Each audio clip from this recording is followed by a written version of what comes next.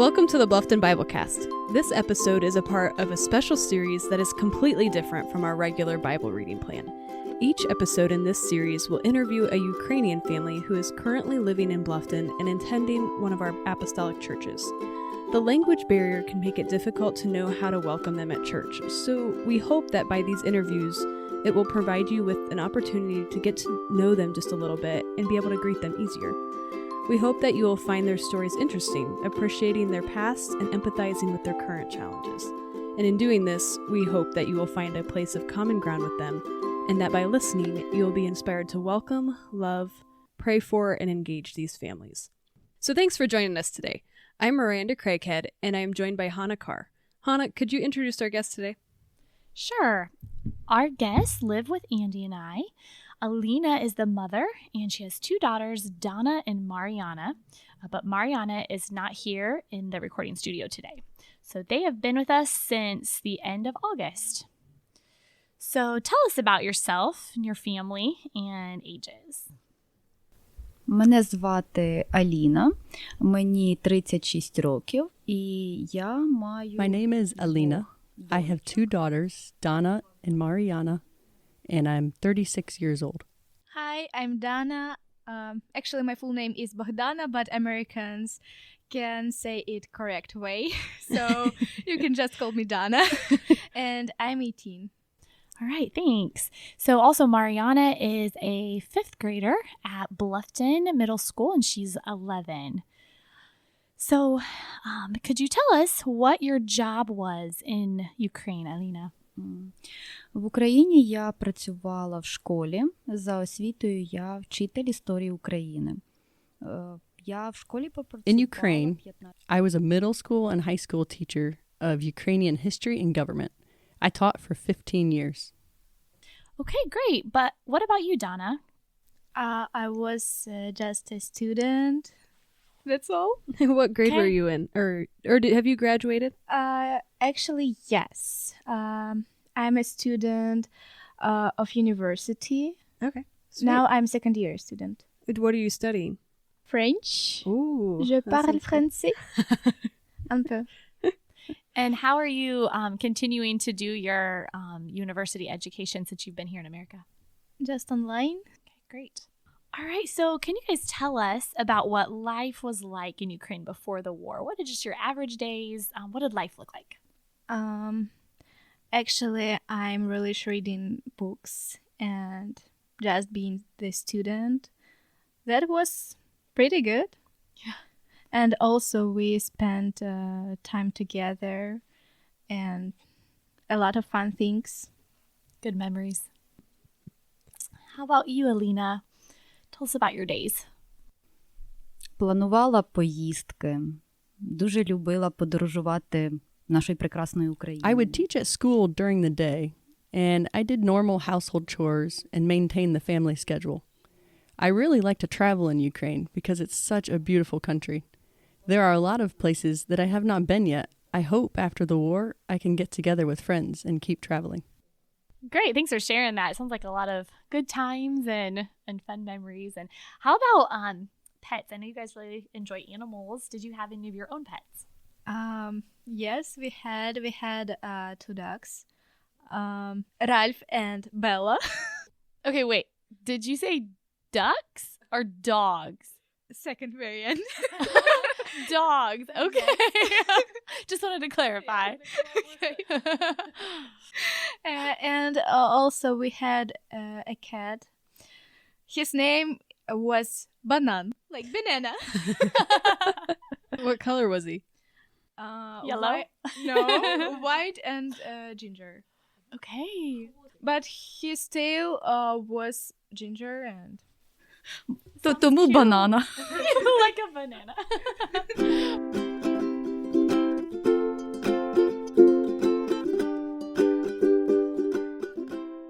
Okay, so where did you guys live in Ukraine? Like, what was there? You live in the big city or in the town, or? В Україні я жила в невеличкому селі Орлянське, це Запорізька область. In Ukraine, we lived in a house in a small village of about 3,000 people in the Zaporizhia region, which is in southeast Ukraine, close to Russia. Our village was just a normal small town in Ukraine. Okay, wow. So that's neat. So, Donna, were you there too? Or you had mentioned university. Yes, that's right. I lived in Kharkiv because it where my university was. When the war started, what did that look like for you guys? After the war started, I was home from university in my hometown with my family. You know, that day I had to have my university classes online at midday. But my mom woke me up at 8 a.m. and just said the big war was started. It was the nightmare. Because of our hometown is on southeast and it's really close to Russia. We were in dangerous all time. We slept in a basement, but you know the basements in Ukraine and in the US, they are pretty different. It was terrible. When we were escaping, from my home town, from my village to Zaporizhia, that's probably like from Bluffton to Fort Wayne. But we were going for 3 days because of Russian soldiers, and we slept close to fields, and we heard the bombs like they were so close. And also one night we stayed to one burned car, and there was a dead body inside, and it was terrible. When you escaped, did you go on foot? By car. Alina, is there anything you would like to share with that too? Війна для мене розпочалась у 2014 році. Якраз буде в лютому. The war originally started for me in 2014. We lived close to the area that was first attacked by Russia. This year, the attack started on February 24th, which was a normal day for us. I was preparing breakfast for Mariana because she had to go to school. At 6:15 in the morning, I heard a strange sound and figured out that they were missiles. During that first week, we didn't have any electricity or water, and we lived in the basement of my in-laws' house. 7 people lived in a basement room the size of 10 by 15 feet. This basement was damp and there were insects. We only left the basement in between attacks. But after the first week of the attack, I started to get used to the sound of bombs and missiles. And we can go out only sometimes. It was irregular. We go out between the missiles and bombed attacks. So you guys mentioned that the war started for you in 2014. Can you just kind of remind us, why was that? Because of Russia annexed Crimea and also attacked to Donetsk and Luhansk. Okay, and those are some other villages or cities in that region. Okay. Mm-hmm. You had mentioned that you started to get used to the attacks. After that, did you still stay in the basement?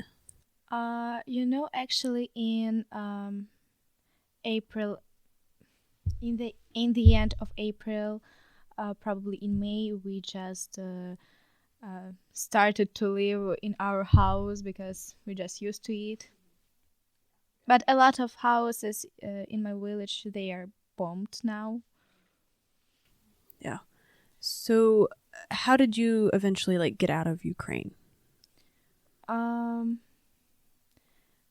When we escaped to Zaporizhia, it's a big city, we went to Uzhhorod, and there we lived in guest house, and the director, she helped us and just gave to us the contacts of one pastor, and he's originally Ukrainian, but he was born in New York, and he helps to Ukrainians to go to America. And And where's that at? Uzhhorod? Yeah. That's it's a city in Ukraine. It's close to Hungary. Okay.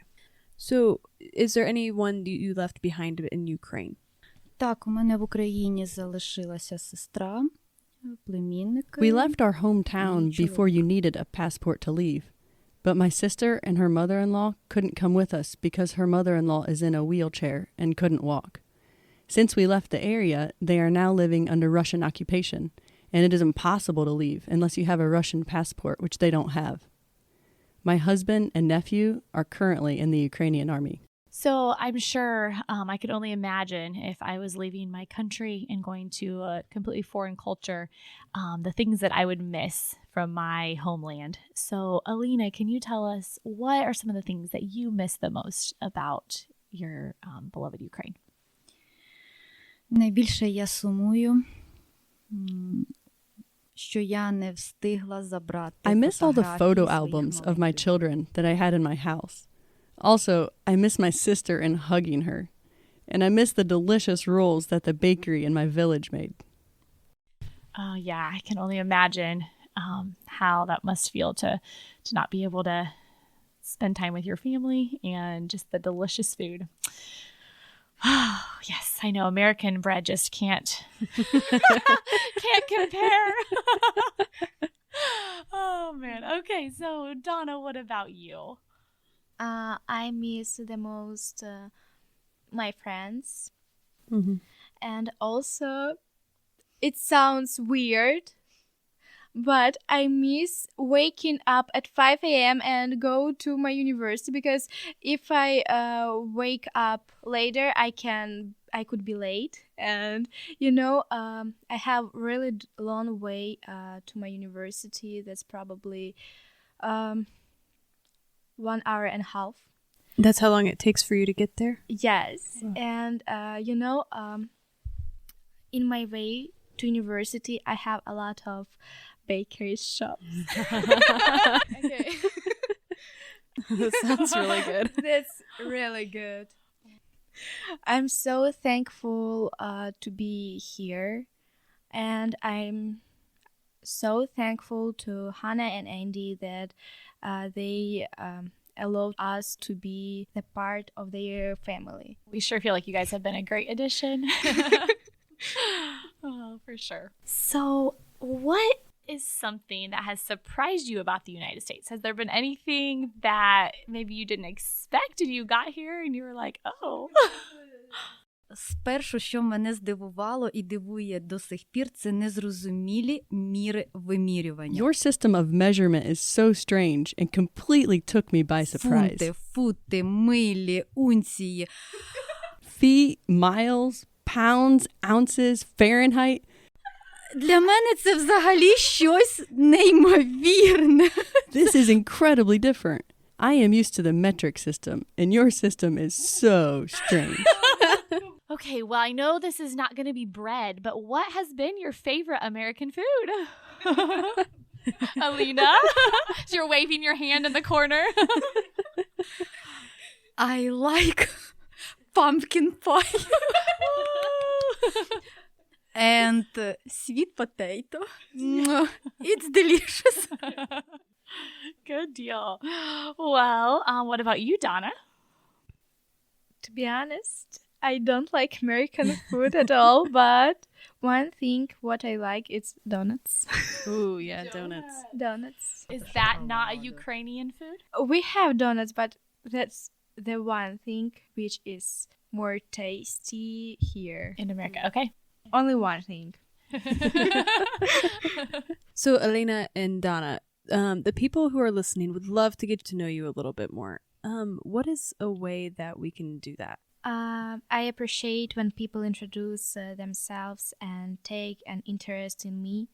I like making new friends and would enjoy going for coffee, spending an evening together, and maybe in summer we can take a walk. Ooh, yeah. Because it will be warmer. I hope so. Alina, what about you? You can meet me for tea and pumpkin pie. So is there anything special you'd like to do while you're here in the U.S.? I've got a scratching map for Christmas. Ooh. And I would like to travel through America. Mm-hmm. It would be fine. So for our listeners who may not know what a scratching map is, it's just like a map of the US or the world, and instead of putting pins in where you've traveled, you can just scratch off like the country or the state or the area where that's been. So, what about you, Alina? Is there anything special that you'd like to do?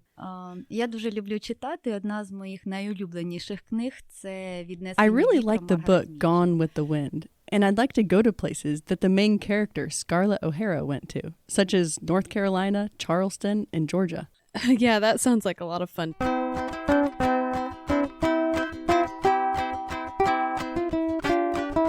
So, what have you learned that you'd like to tell us about while you've been here?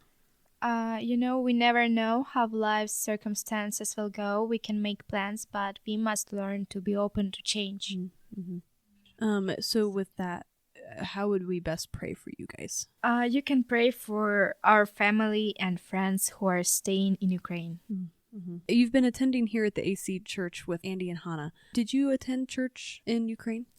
Yes, we went to Orthodox Ukrainian church, and for me that was surprising that in other Russian-speaking cities they don't have Ukrainian Orthodox church, and they have only Russian Orthodox church. But my mom said that my grandma, her mother, was like one of organizers of Ukrainian Orthodox church in our village. So thank you so much for sharing with us, ladies. To wrap up this interview, we want to really thank Elena and Donna for taking the time and energy to be here with us today, and for Mariana, who's with us in spirit. I know it's very emotionally tough to share some of these traumatic experiences with everybody who's going to be listening, but we hope that by this series of podcasts, we can help raise awareness on how to encourage you and other refugees as well. We want you to know that there are people who love you and care for you and are praying for you. Feel free, listeners, to welcome them at church when you see them, as I know it would be very appreciated. Thank you so much for tuning in to the Bluffton Biblecast. Have a blessed day.